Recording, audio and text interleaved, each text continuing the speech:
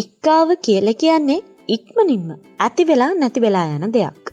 නමුත් ඔබට අත්‍යවශ්‍ය මොහොතක මෙය ඇති වුවහොත් ඔබ ඊටාම අසීරු තත්වයකට පත් වෙන්න පුළුවන්. ඉතින් අපි අද මේ වීඩියෝවෙන් ඔබ වෙත ගෙනාවේ ඉක්කාව ඇති වෙන්නේ කොහොමද? සහ ඉක්කාව ඉක්මනින්ම නැති කරගන්නේ කොහොමද කියන ඊටාම සරල සහ පහසු ප්‍රතිකාර කීපයක් ගැන. ඉතින් වීඩියෝවට යන්න කලින් ඔබව සාදරයෙන් පිළිගන්නවා Health Online TV YouTube channel එකට. ඔබ තාමත් අපගේ YouTube channel එක subscribe කර නොමැතිනම් දැන්ම subscribe කරන්න. ඒ වගේම කුඩා bell icon එක click කරන්නත් අමතක කරන්න එපා. ඇත්තටම ඉක්කාව ඇති වෙන්නේ කොහොමද?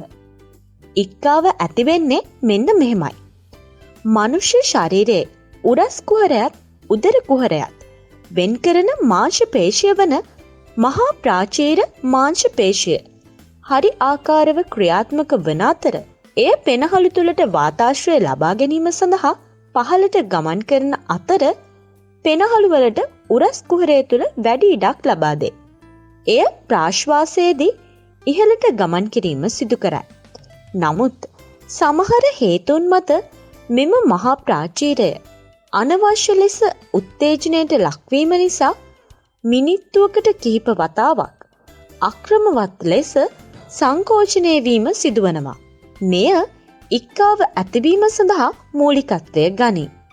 එවිට මහා ප්‍රාචීරයේ සංකෝචනය වීම හේතුවෙන් පෙනහළු තුළට වාතය ශීඝ්‍රයෙන් ඇතුළු වෙන්න පටන් ගැනීම සිදුවනවා.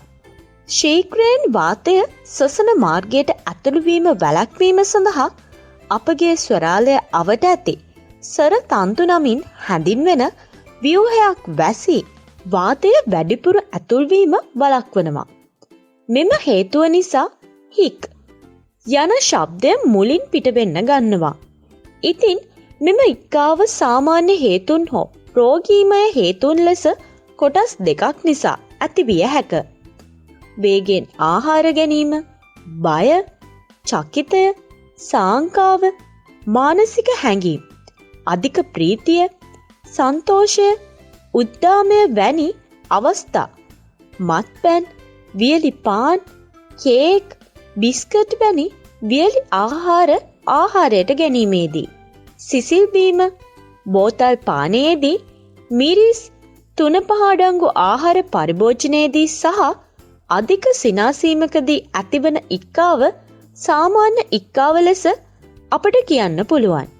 නමුත් රෝගී තත්ත්වයන් නිසා ඇතිවන ඉක්කාව කැස්ස, දියවැඩියාව, වකුගඩු ආබාධ, රුධිරයේ ලවණවල ඇති රසායනික වෙනස් වීම ආදිය, නියුමෝනියාව, අක්මාවේ ආසාදන ආදියද අංශභාගය, මොළයේ ගෙඩි හා පිළිකා, මොළයට විස බීජ ඇතුළු වීම, මොළයට ඇතිවන තුවාල හා අනතුරු ආදියද, බෙල්ලේ හා උගුරේ ආබාධ, වායු ගෙඩි, අම්ලපිත්ත රෝගය ආදීන් මගින් මහා ප්‍රාචීරයට ගමන් කරන ස්නායුවලට බලපෑම් ඇති කිරීමට හේතු ලෙස සඳහන් කරන්න පුළුවන්.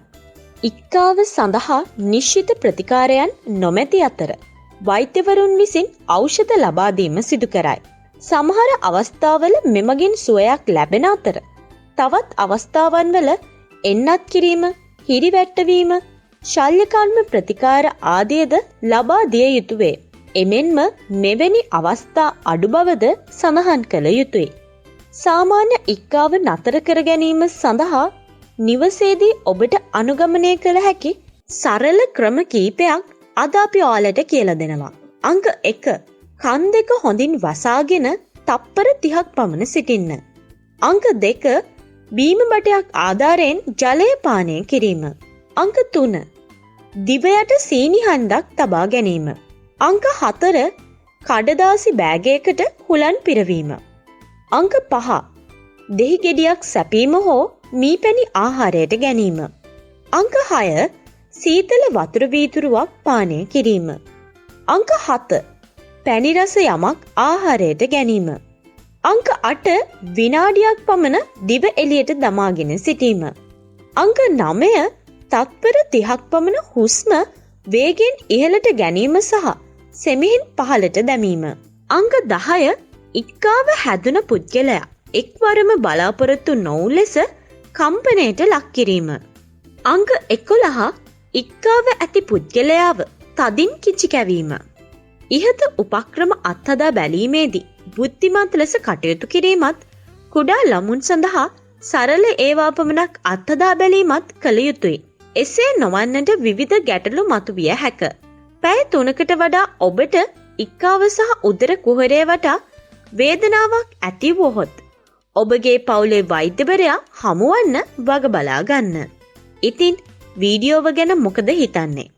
වීඩියෝව හොඳයි නම් ලයික් කරන්න, කමෙන්ට් කරන්න, ඔබගේ යාළුවන්ටත් බලන්න ෂෙයා කරන්න. මේ වගේ ඔබ නොදත් කරුණු ඇතුළත් අලුත් වීඩියෝවකින් නැවත ඔබ වෙත එනතුරු අදට අපි සමුගන්නම්.